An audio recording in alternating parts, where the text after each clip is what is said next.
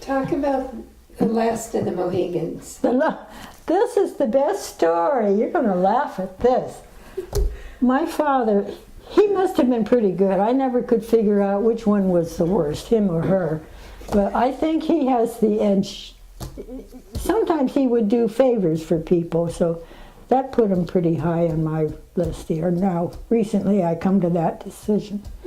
But anyway, we had, wasn't in our neighborhood, not too far from where my Aunt Alice lives, on Fountain Street. This poor lady, her name was Polly Wilson, and she worked as a cleaning woman in the flood building, and she cleaned medical offices and stuff like that. She worked hard for her money. She wore a long black coat, and she wore high black boots and all this stuff, and a big black hat. She was kind of fierce looking. I think I was a little afraid of her. But anyway, she had a heart of gold. But this day, she said, Mr. Buckley, she said, can you help me? He said, what is it, Polly? She says, there's some mice in my house. She says, and I'm afraid of the mice. Can you get rid of them for me? So he said, oh, don't worry. He said, we'll get rid of them.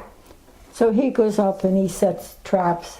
About a week later, he goes back and he sees her and he says, well, we got rid of them, Polly. He said, that's the last of the Mohicans. And she was happy at that. So about a couple of weeks later, she's running down to get on her streetcar to go downtown and do her job. And here comes Mr. Buckley. She says, oh, Mr.